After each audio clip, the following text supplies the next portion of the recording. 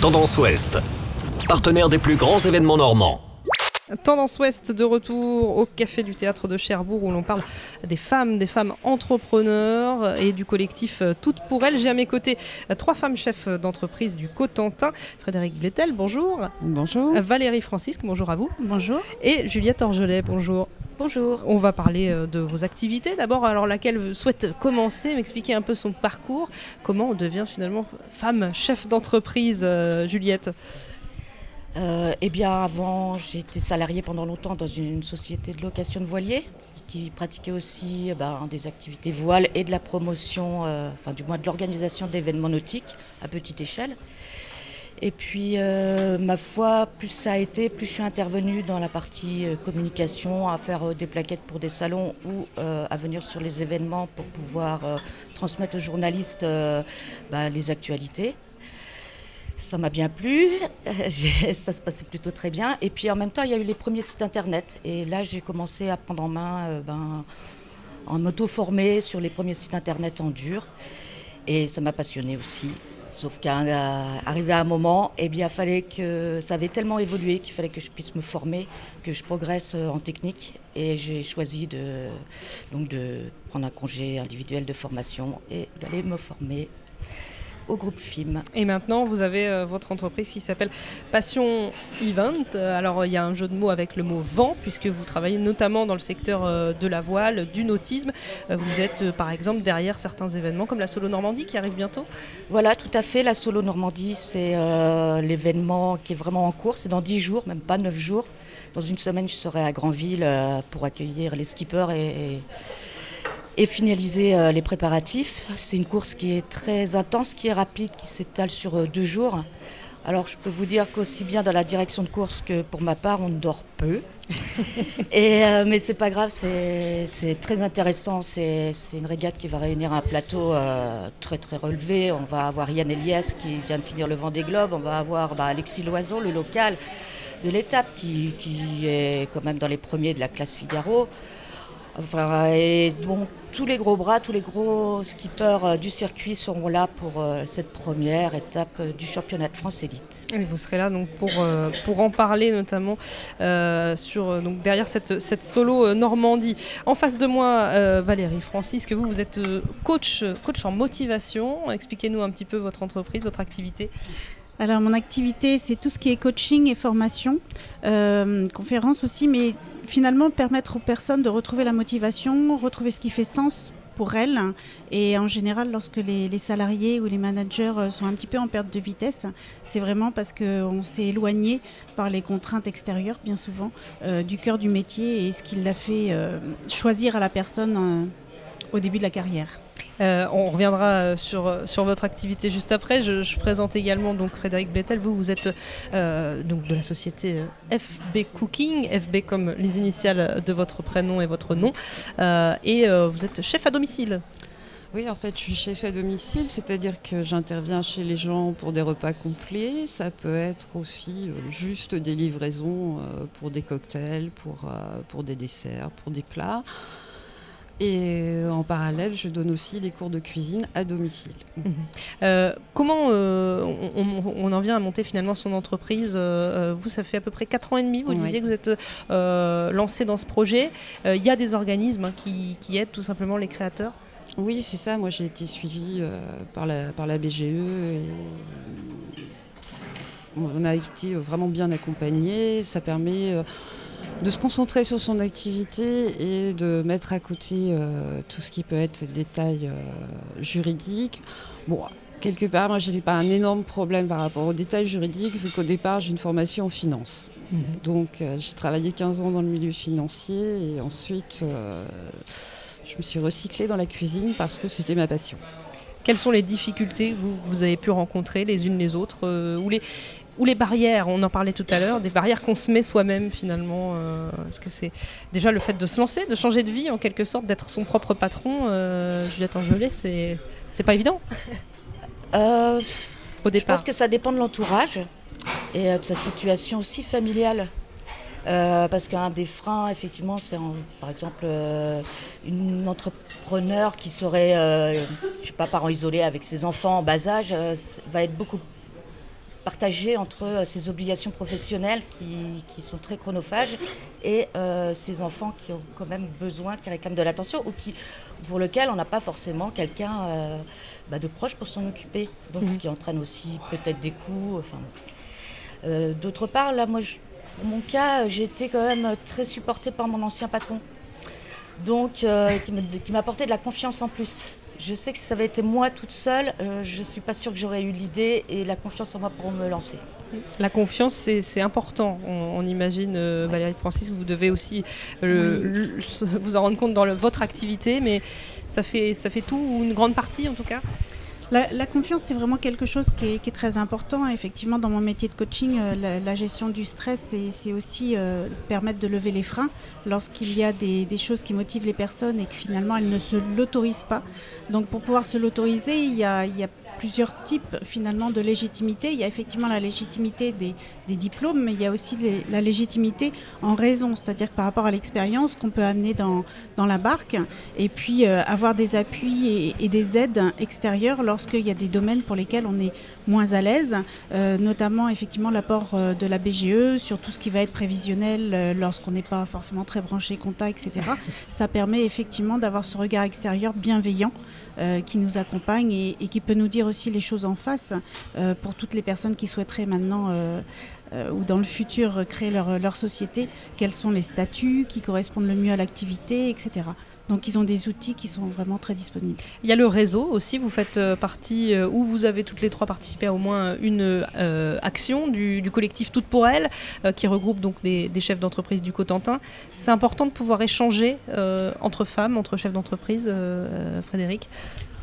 De toute façon, c'est toujours important de pouvoir partager.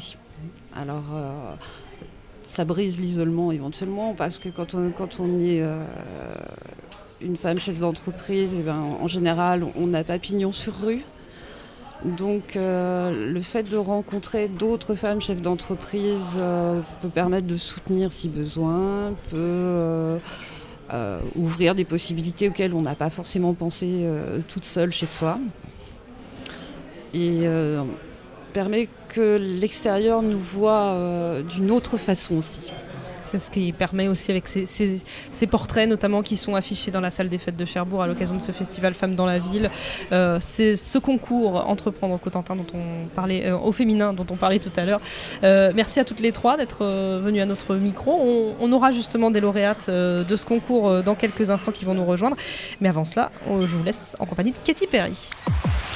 Tendance Ouest, partenaire des plus grands événements normands. Toujours en direct du Café du Théâtre à Cherbourg pour parler des femmes en cette journée internationale des droits des femmes, du collectif Toutes pour Elles, le collectif d'entrepreneurs au féminin et de Femmes dans la ville, ce festival qui se poursuit à Cherbourg jusqu'au 12 mars. J'ai à mes côtés trois femmes entrepreneurs.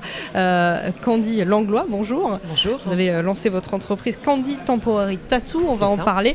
Et puis Mille Express, les deux représentantes de Mille Express, cette entreprise également dont on va parler, Léa Giroux et Anaïs Widmer. Bonjour à vous. Bonjour.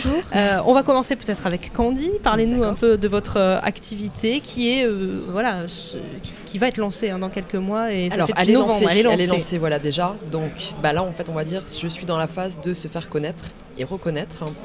Donc je propose des tatouages temporaires. On va dire à partir de l'âge de 2 ans, donc ce qui étonne beaucoup les gens, mais je tatoue on va dire de 2 ans à pas d'âge. J'ai on va dire différents médiums qui me permettent de proposer des tatouages éphémères à différentes statuts, différents âges. Vous vous déplacez quand on a besoin de vous ? Alors je me déplace au gré des événements, ou je crée des événements, ou voilà, je crée, on va dire pour moi tout est prétexte à tatouer.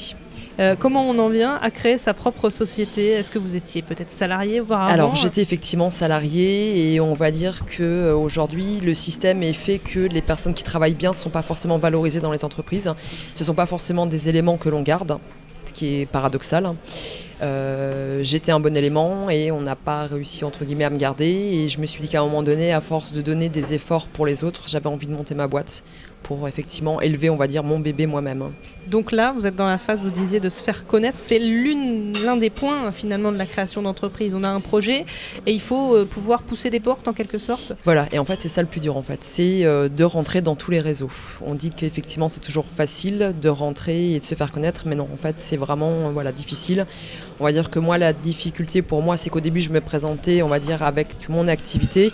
Aujourd'hui je viens avec un packaging, et c'est-à-dire que quand je me déplace dans un événement, je propose aussi le concept qui va avec.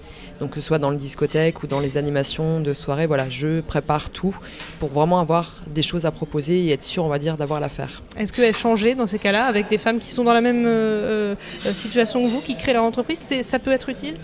Ça peut, effectivement, oui. On s'entraide entre femmes et on se crée notre réseau en fait, c'est-à-dire qu'à un moment donné le partenariat est évident et que quand on se déplace et qu'on entend qu'on a besoin d'une certaine personne et qu'on connaît cette personne qui fait ce type de métier ou qui propose ce genre de service, on pense à elle en fait, et le réseau on se le crée en fait nous-mêmes. Et c'est ce qui apporte notamment ce collectif Toutes pour elle. Alors à vos côtés, Léa et Anaïs qui ont créé donc 1000 Express, expliquez-nous un peu en quoi ça consiste. Là pour le coup c'est tout frais et on pourra bientôt utiliser vos services. Courant avril, on l'espère. Donc 1000 Express, c'est une entreprise de livraison de plats de restaurant à domicile. Donc on aura un site internet qui sera la vitrine directe de notre marque. Et de là, le client pourra commander son plat. Donc on va y référencer tous nos restaurants partenaires. Il pourra nous appeler ou même commander en ligne. Et nous, on fait vraiment le lien entre le restaurateur et le client. Et ça, ce sera sur l'agglomération de Cherbourg ? Tout à fait, oui. Alors dans un premier temps, on a prévu de livrer tout Cherbourg en Cotentin. Et puis après, peut-être par la suite un peu plus loin, mais pour l'instant, on va s'arrêter à la CUC. C'est un pari parce que effectivement, ça existe notamment dans les grandes villes. Par exemple, à Paris, on en voit beaucoup, des gens à vélo qui livrent. Ici, dans le Cotentin, c'est quelque chose que vous avez envie de développer aussi, quoi. Ben oui, tout à fait. Alors par contre, il n'y aura pas de vélo. Nous, on va livrer en camionnette. Après, éventuellement, peut-être des vélos, mais pour l'instant, il y aura juste notre camionnette. Et c'est vraiment quelque chose de tout nouveau qui va arriver dans la Manche parce que ça n'existe pas encore ici. Ouais. Vous avez remporté hier le prix coup de cœur de la catégorie émergence de ce concours Entreprendre au féminin. Qu'est-ce que ça représente pour vous qui êtes en création d'entreprise, justement ? Déjà, c'est une fierté personnelle. Ça permet aussi de se faire un réseau et de lancer notre marque, parce que ça tombe bien, on compte se lancer courant avril. Donc d'avoir gagné ce prix, ça met aussi une visibilité sur notre marque. Oui, un petit coup de projecteur, et c'est parfait. Donc c'est une reconnaissance aussi des pairs, du jury. Alors je rappelle, il y avait des banquiers, des experts comptables, des membres du collectif aussi, des entrepreneurs au féminin. C'est une reconnaissance des autres aussi. C'est une belle reconnaissance et oui, à côté de ça, on a la fierté et la joie d'être arrivé déjà jusque-là, c'est bien, c'est cool. On voulait remercier tous ceux qui nous ont soutenus et tous nos partenaires, la BGE. Oui. Je crois que toutes les trois, en tout cas pour Candy, c'est le cas. Vous n'avez pas de pas de porte, c'est une entreprise finalement... on vous contacte sur le web, itinérante. Est-ce que ça peut être l'un des aspects de l'entrepreneuriat au féminin, ou est-ce que c'est une question qui n'est pas forcément... Voilà, mais peut-être on se dit, on se lance plus facilement. En fait, quand on a un magasin, on a une visibilité, on sait où nous trouver. En fait, c'est ça le souci. C'est qu'on va dire que la plupart des jeunes et de la nouvelle génération, on est sur les réseaux sociaux, mais pas, on va dire, les autres tranches d'âge. Donc c'est ça en fait qui est difficile, et c'est eux aussi qu'il faut aller chercher en fait. Et c'est ça qui est compliqué. C'est pour ça qu'il faut multiplier les événements, multiplier la communication, et toujours parler de soi et toujours être prêt à distribuer sa carte et à tout expliquer, on va dire, assez rapidement pour que les gens pensent à vous. En premier, quand il y a besoin, en tout cas. Exactement. Et on vous retrouve 1000 Express et Candy Temporary Tattoo, bien sûr, sur les réseaux sociaux. On va faire une petite pause avec Tendance Emploi et on se retrouve dans un instant. Tendance Ouest, partenaire des plus grands événements normands.